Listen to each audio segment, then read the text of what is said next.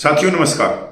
साथियों, English newspaper के हवाले से 8वें सीपीसी 8वां पे कमीशन की एक बड़ी खबर आ रही है और इसको आप कह सकते हो कि गुड न्यूज़ आ रही है, जिसका इंतजार करोड़ों कर्मचारी पिछले 3 महीने से कर रहे थे।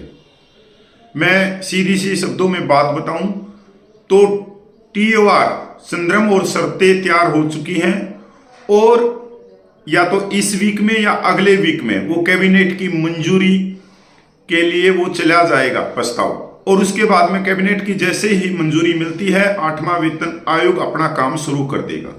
मैं पूरी खबर के ऊपर लेके चलता हूं आपको। बहुत ही गुड न्यूज है। यहां तक जो मीडिया के अंदर जो भ्रम की स्थिति फैलाई जा रही है उससे ये पर्दा उठा रही है ये खबर।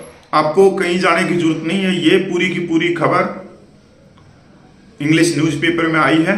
तो मैं पहले भाई पूरी खबर आप तक पहुंचाने की कोशिश करता हूं। 8वां वेतन आयोग केंद्र सरकार शर्तों को अंतिम रूप देने के लिए करीब, कैबिनेट की मंजूरी जल्द मिलने की उम्मीद।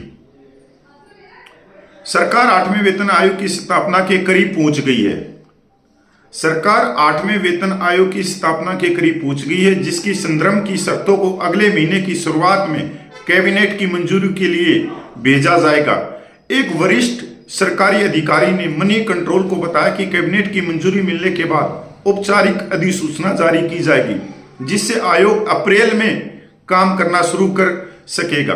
वित्त मंत्रालय ने रक्षा मंत्रालय, गृह मंत्रालय और कार्मिक और प्रेक्षण विभाग डीओपीटी से सुझाव मांगे थे कि आयोग को किन पहलुओं पर सिफारिश करनी चाहिए। एक शीर्ष सरकारी अधिकारी ने मनी कंट्रोल को बताया कि कुछ सुझाव प्राप्त हुए हैं और बाकी का इंतजार है। कैबिनेट से मंजूरी मिलते ही आयोग को अधिसूचित कर दिया जाएगा। अपेक्षित समय सीमा क्या है? एक अधिकारी के अनुसार 8वां वेतन आयोग अपने संदर्भ की शर्तों को अंतिम रूप दिए जाने के बाद काम करना शुरू कर देगा। यदि इस महीने के अंत तक इसका गठन हो जाता है तो उम्मीद है कि यह मार्च 2026 तक अपनी रिपोर्ट प्रस्तुत करेगा। हालांकि यह प्रक्रिया 1 वर्ष से भी कम समय में पूरी हो सकती है। ऐतिहासिक रूप से पिछले वेतन आयोग ने अपनी सिफारिशों को अंतिम रूप देने में 1 वर्ष से अधिक समय लिया है। प्रभाव: 8वें वेतन आयोग द्वारा प्रस्तावित वेतन संशोधन से रक्षा कर्मियों सहित 50 लाख से अधिक केंद्रीय सरकारी कर्मचारी और पेंशनभोगी प्रभावित होंगे।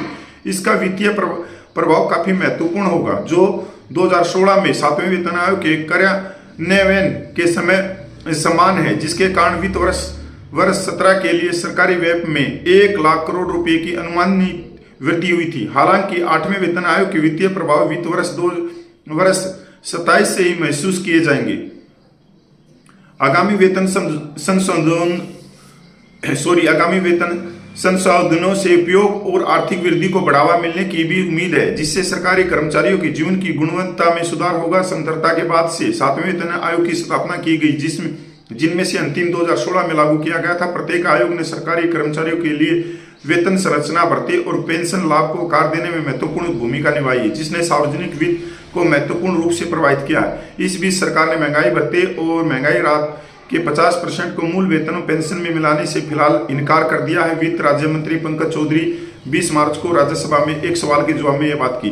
साथियों, ये जो इंग्लिश न्यूज़पेपर में जो आज के में ये खबर आई है, ये मतलब जो भ्रम की सृष्टि पैदा कर रहे हैं कोट टाई वाले यूट्यूबर हैं, आए दिन फिटमेंट फैक्टर है या कुछ और है, उन सारी चीजों को पीछे धकेलते हुए एक सच की तरफ लेके जा रहा है। और मैं भी पिछले कई दिनों से कह रहा था कि जब तक संतरम और शर्तें टीआर बाहर नहीं आएगा तब तक बहुत सारी जो हम चीजें अनुमान लगा रहे हैं वो अनुमान सारे के सारे धरे के धरे रह जाएंगे, क्योंकि टीआर एक तरह से बहुत सारी चीजें साफ करता चला जाएगा। रह गई फिटमेंट फैक्टर की 2.86 मिलेगा या नहीं मिलेगा, ये तो आने वाला समय ही बताएगा। क्योंकि अगर हम देखें जो आईएलओ की रिपोर्ट या एक्वायर्ड फार्मूले को देखें तो 2.86 से ज्यादा फिटमेंट फैक्टर जाना चाहिए। पर अब ये सरकार पे निर्भर है कि सरकार वाई भी लूटेगी और कुछ देगी भी नहीं, क्योंकि सरकार कुछ इसी तरह से चल रही है पिछले सालों से, कि वो कुछ देती भी नहीं पर वाई पूरी लूटती है। क्योंकि सरकार के साथ में एक गोदी मीडिया भी है पूरी की पूरी, कि वो किसी भी चीज को छोटी, जो कहते हैं ना कि रस्सी को साफ बनाना या कोई बात ना हो उसका तूफान खड़ा कर देना, वाई कहानियां गढ़ना, तारीफें गढ़ना, ये आज की मीडिया का काम रह गया, इसके अलावा कुछ नहीं है। तो ये एक तरह से मैं ये कह सकता हूं कि करोड़ों केंद्रीय कर्मचारियों के लिए एक अच्छी खबर है कि TOR संदर्भ और शर्तें फाइनल हो चुकी हैं, और हो सकता है कि ये जो खबर आई है इससे एक अनुमान हम और भी लगा सकते हैं कि TOR को कैबिनेट की मंजूरी के लिए भेज दिया भी गया हो, और क्या पता ये आने वाले मार्च से पहले ही इसके बारे में पता लग जाए, और जो आयोग है उसके अध्यक्ष और सदस्यों के बारे में पता लग जाए, TOR के बारे में पता लग जाए। पर ये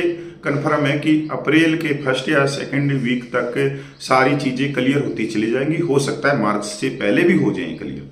तो साथियों नमस्कार, आप मेरे चैनल से जुड़े हुए तो मैं आप लोगों का धन्यवाद करता हूं। सच की तरफ चलते हैं, और हम 30 लाख पूर्व सैनिकों की जो जायज हक हैं उनकी जायज मांगे हैं, उनके ऊपर हमेशा जागरूक करते रहेंगे और अपनी आवाज मिलजुल कर सरकार तक पहुंचाते रहेंगे। तो नमस्कार, जय हिंद। मैं पूर्व सैनिक कपिल फौजी।